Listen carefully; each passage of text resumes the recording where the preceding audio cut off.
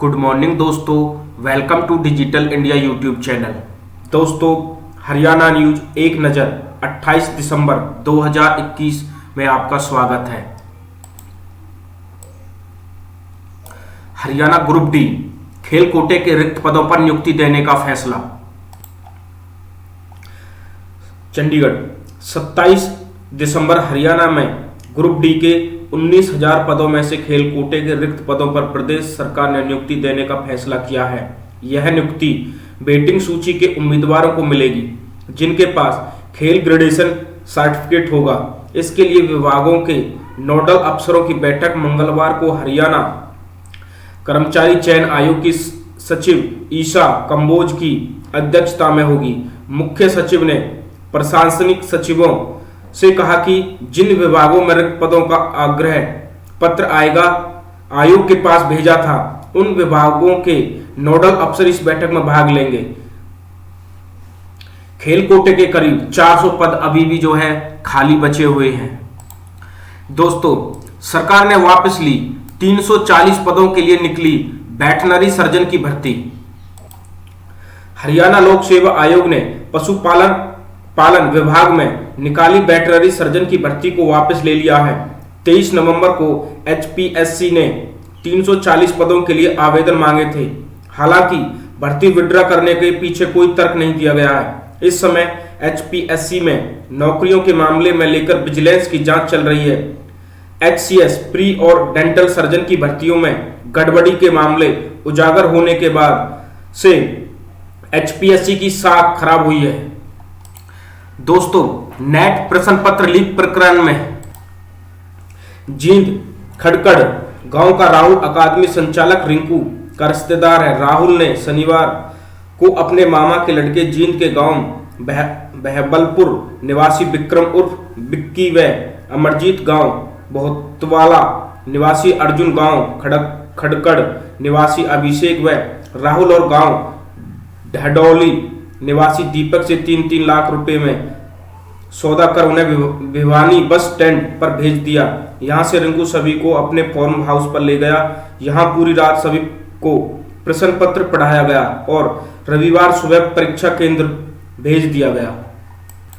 पास होने के बाद परीक्षार्थियों से मिलने थे रुपए। पुलिस पूछताछ में सामने आया कि आरोपित गांव खड़कड़ निवासी राहुल ने सभी परीक्षार्थियों से 3-3 लाख रुपए लिए थे।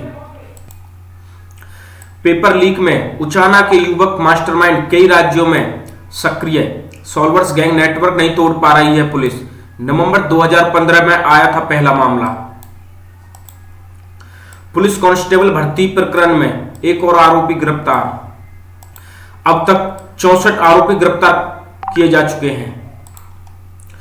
2 साल बाद होगा मंत्रिमंडल विस्तार। डॉक्टर कमल गुप्ता, देवेंद्र बबली आज लेंगे मंत्री पद की शपथ। भाजपा जजपा ने तय किए अपने कोटे के मंत्रियों के नाम। बबली को मिलेगा विकास एवं पंचायती विभाग। अशोक बंसल बनेंगे मनसा देवी के सीईओ।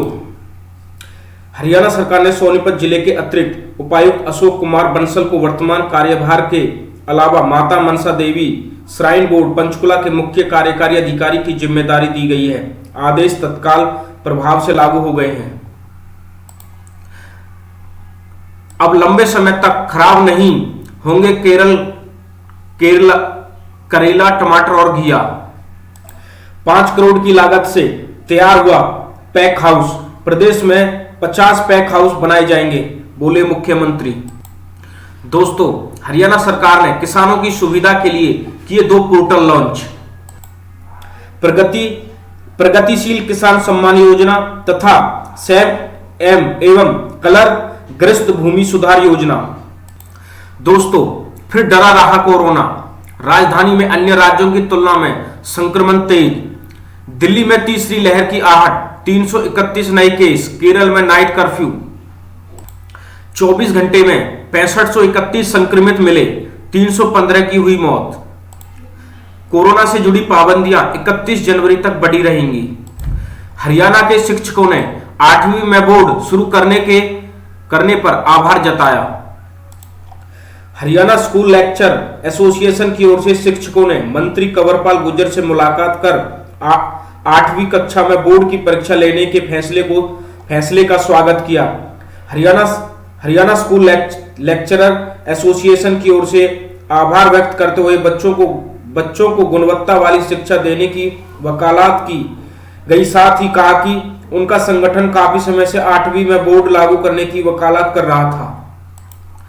नीति आयोग ने जारी की रिपोर्ट, स्वास्थ्य सूचकांक में केरल अव्वल, यूपी बिहार सबसे नीचे, जिसमें दोस्तों हरियाणा 11वें नंबर पर है। और दोस्तों यह रिपोर्ट स्वास्थ्य एवं परिवार कल्याण मंत्रालय ने विश्व बैंक की तकनीकी सहायता की मदद से तैयार की है। 15 से 18 साल आयु वर्ग के किशोरों के टीकाकरण का पंजीकरण 1 जनवरी से। मंत्रालय ने जारी की गाइडलाइंस, फिलहाल लगेगी कोवैक्सीन, दूसरी डोज के 9 महीने बाद लगेगी बूस्टर डोज। आरोपित राहुल ने 3-3 लाख रुपए में सौदा तय कर परीक्षार्थी भेजे थे भिवानी। पेपर लीक में उच्चाना के युवा मास्टरमाइंड कई राज्यों में सक्रिय, सॉल्वर्स गैंग नेटवर्क नहीं तोड़ पा रही है पुलिस। 8656 प्राथमिक स्कूलों में सिर्फ 2 ही स्थायी कर्मचारी।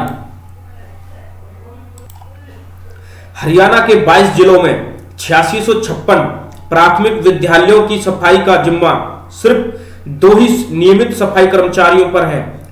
शिक्षा विभाग ने इन सभी प्राथमिक विद्यालयों में सफाई के लिए 4582 अस्थायी कर्मचारियों की नियुक्ति की हुई है। ये अस्थायी कर्मचारी भी विद्यालयों में पार्ट टाइम ही कार्य करते हैं। ऐसे में कई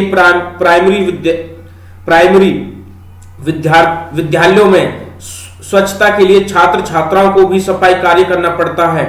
राज्य में स्वच्छता अभियान की गति देने के लिए अब इन विद्यालयों में सफाई कर्मचारियों की स्थायी नियुक्ति की मांग उठने लगी है। एयरफोर्स भर्ती परीक्षा में नकल कराने के मामले में कांस्टेबल गिरफ्तार। आईटीआई डिप्लोमा धारक तुरंत करे आवेदन।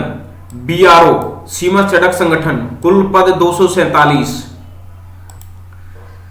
यूपीएससी 187 असिस्टेंट इंजीनियर एवं अन्य पद, अंतिम तिथि 13 जनवरी 2022।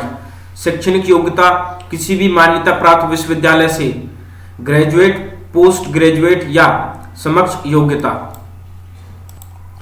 दोस्तों आज की नौकरी टिप्स में 10वीं पास युवाओं के लिए मेडिकल अटेंडेंट की नौकरी के लिए ढेरों मौके। अगर आप 10वीं पास युवा हैं तो मेडिकल अटेंडेंट की सरकारी नौकरी के लिए कोशिश कर सकते हैं। जी हां, केंद्र एवं राज्य सरकार के स्वास्थ्य एवं परिवार कल्याण मंत्रालय के अधीन विभिन्न अस्पतालों, CGHS सेंटरों, ESIC सेंटरों, सामुदायिक स्वास्थ्य केंद्र, चिकित्सा शिक्षण संस्थानों आदि में मेडिकल अटेंडेंट के नौकरियों के लिए हमेशा अवसर उपलब्ध होते हैं। कोई भी 10वीं पास युवा जिसने फर्स्ट एड सर्टिफिकेट परीक्षा उत्तीर्ण की हो वह मेडिकल अटेंडेंट की सरकारी नौकरी प्राप्त कर सकता है। जरूरतमंद बच्चों की निजी स्कूलों की फीस भरेगी बाल कल्याण परिषद। राज्य बाल कल्याण परिषद 1ली से 12वीं कक्षा तक के गरीब बच्चों की निजी स्कूल में पढ़ने में मदद बनेगी। परिषद की ओर से बच्चों की स्टेशनरी तथा यूनिफॉर्म उपलब्ध कराएगी तथा परिषद ही निजी स्कूलों में बच्चों की फीस जमा कराएगी। 1ली से 5वीं कक्षा तक के बच्चों की 1000 रुपए, 6ठी से 8वीं तक के 1500 रुपए तथा 9वीं से 12वीं तक के बच्चों की 2000 रुपए मासिक फीस भरी जाएगी। एनसीआर के 4 जिलों में इलेक्ट्रिक वाहन चलाएगी सरकार। स्वास्थ्य सर्वेक्षण, नीति आयोग ने जारी किए स्वास्थ्य सर्वे के आंकड़े। बड़े राज्यों में केरल अव्वल, उत्तर प्रदेश सबसे नीचे। स्वास्थ्य सुविधाओं में पिछड़े उत्तर भारत के राज्य। सीआरपीएफ जवान ने लीक किया था नेट का प्रश्न पत्र। ड्रग्स के खिलाफ निर्णायक लड़ाई की तैयारी। सभी राज्यों में एडीजीपी के अधीन एंटी नैरोकोटिक्स टास्क फोर्स का होगा गठन। नियम 134A, नहीं हो रहे निजी स्कूलों में एडमिशन। झज्जर जिले के नियम 134A के तहत अनेक बच्चों का पहचान की गई थी जिन्हें प्राइवेट स्कूलों में एडमिशन दिया जाना था, लेकिन अभिभावकों का आरोप है कि उनके बच्चों का प्राइवेट स्कूल संचालक एडमिशन नहीं कर रहे हैं। सोमवार को झज्जर में लघु सचिवालय में शिक्षा विभाग अधिकारी से मिलने पहुंचे अभिभावकों ने अपने समस्या से शिक्षा विभाग अधिकारी को अवगत कराया। अभिभावकों ने पत्रकारों के समक्ष कहा कि स्कूल संचालकों की मनमानी के चलते उनके बच्चों का भविष्य अंधकार में है। इस मामले में जिला मौलिक शिक्षा अधिकारी दिलजीत सिंह ने बताया कि जो परेशानी अभिभावक उनसे मिलने आए थे उनकी समस्या का समाधान किया जाएगा।